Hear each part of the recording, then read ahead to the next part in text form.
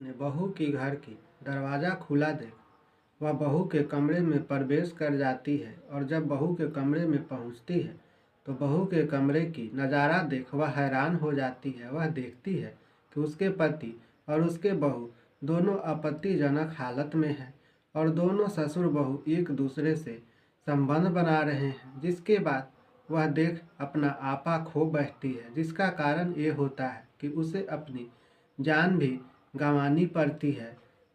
तो इस घटना की पूरी कहानी सुनकर आप भी सोचने पे मजबूर हो जाएंगे कि ससुर बहू के रिश्तों की तार तार करने वाली यह घटना की पूरी कहानी क्या है और कैसे एक सास अपने बहू और अपने पति के प्यार में अपनी जान को कुर्बानी दे देती है।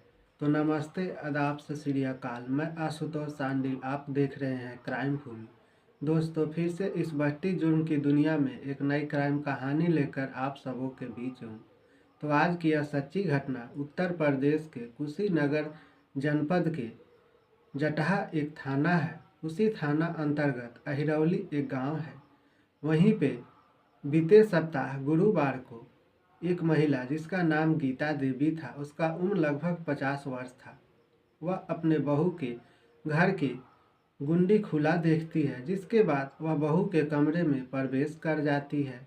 वहां पे जब वह पहुंचती है तो देखती है कि उसका पति, जिसका नाम घुरहू यादव, जो कि एक चौकीदार था, और उसकी बहू गुड़िया देवी दोनों आपत्तिजनक हालत में हैं और दोनों एक दूसरे से लिपटे हुए संबंध बना रहे हैं। इसके बाद वह महिला अपना आपा खो बैठती है और वह बोलने लगती है कि मैं अपने बेटे को फ़ोन करती हूँ और उसको सारी बात बताती हूँ। और वह ज़ोर ज़ोर से चीखने चिल्लाने लगती है। बोलती है कि मैं ये सारी बात अपने गांव और गली मोहल्ले वालों से बोलती हूँ। तुम लोग ससुर और बहू के पवित्र रिश्ते को तार तार कर रहे हो। जिसके बाद ससुर और बहू दोनों मिलकर उस महिला को काफ़ी समझाने की कोशिश करते हैं, लेकिन वह महिला नहीं मानती। जिसके बाद वो दोनों मिलकर अपने रास्ते से हटाने की प्लान करने लगते हैं और फिर शुक्रवार को ससुर और बहू दोनों मिलकर गीता देवी की हत्या कर देते हैं, लाठी और ईंट से मार मार कर, और फिर उसकी लाश को शौचालय की पानी की टंकी में डाल देते हैं। और उसके बाद जब उसका बेटा दीपक, गुड़िया देवी का पति, अपने घर पहुंचता है तो वह पूछता है अपने पत्नी से कि आखिर मेरी माँ कहाँ गई, कब से गायब है। तो वह बोलती है कि सासू माँ किसी के साथ गई है, कोई बाइक से आया था, उसी के साथ वो चली गई हैं। मुझे नहीं पता कि वो कौन था, मैं उसे नहीं पहचान पाई। जिसके बाद उसका बेटा थोड़ा इंतज़ार करता है अपनी पत्नी की बात सुनने के बाद, लेकिन जब उसकी माँ नहीं आती तो उसे घबराहट होती है और फिर सारे नाते रिश्तेदार यहाँ वह फ़ोन कॉल घुमाता है और पता करता है, लेकिन कहीं पे उसकी माँ का आता पता नहीं चलता। जिसके बाद वह काफ़ी बेचैन हो जाता है और अपने पिता से पूछता है। तो उसके पिता साक्ष्य छुपाने के लिए थाने पहुंच जाते हैं शुक्रवार के शाम में, और वहां पे जाकर एक गुमशुदगी की रिपोर्ट दर्ज कराते हैं। वो बोलते हैं कि मेरी पत्नी गीता देवी कल से गायब है, पता नहीं वो कहाँ चल गई है, कृपया आप लोग मेरी पत्नी को ढूंढ दें। गुमशुदगी की रिपोर्ट दर्ज करने के बाद पुलिस एक टीम गठित करती है और उस महिला की जांच में जुट जाती है, उसके घर आती है और वह अपने तरफ से जांच पड़ताल करती है। तो पता चलता है कि उस महिला की लाश उसी की घर के शौचालय की टंकी में पड़ी हुई है।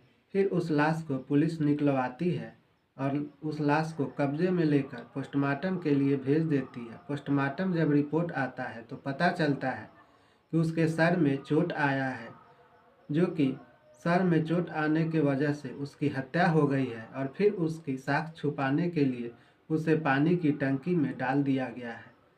उसके बाद फिर पुलिस एसएसपी संतोष मिश्रा के नेतृत्व में एक टीम गठित करती है और उसकी बहू और उसके ससुर और उसके बेटे से तीनों से बारी बारी से पूछताछ करती है।